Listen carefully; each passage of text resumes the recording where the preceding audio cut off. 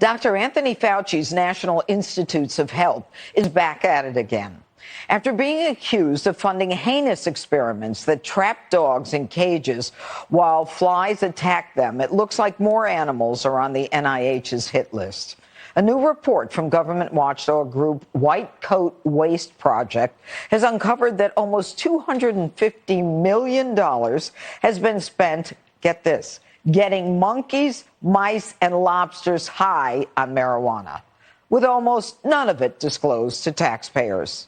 Now, since 2012, more than $169 million has been handed out in grants to feed weed to primates. The study is supposed to search the impact of marijuana on reproductive health. But after a decade of getting monkeys stoned, we're still at square one. And the waste doesn't stop there. They've also authorized over $40 million for various studies on the impact of vaping and e-cigarettes on mice. But the experiments are practically useless because researchers found out that human hearts and mice hearts are different. But that little detail didn't stop the NIH from wasting even more money on animal experiments like this lobster bake. The report points out that nearly $25 million has been wasted getting lobsters high to see if it made them easier to cook and eat. And after spending all that money, guess what they found out? The weed had no effect. But this is a staggering amount of money for the NIH to waste. Is this where you want your taxpayer dollars to go? Justin Goodman is the vice president of public policy at the White Coat Waste Project, and he's here now. Justin, thanks so much for being with us. I must tell you, I'm an animal lover, and I understand that there is a certain role for animals, in our attempt to try to find cures for diseases. But this strikes me as just cold-hearted and a waste of money. Yeah, I think animal lovers, liberty lovers, vegetarians, libertarians can all agree that this is not a good use of taxpayer dollars. I mean, the blunt truth is that tens of millions of dollars each year is going up in smoke on these half-baked marijuana experiments on mice and other animals, and that taxpayer-funded experimenters are breaking the law by not disclosing how much money they're spending getting animals wasted. How do you find out how much money they're spending?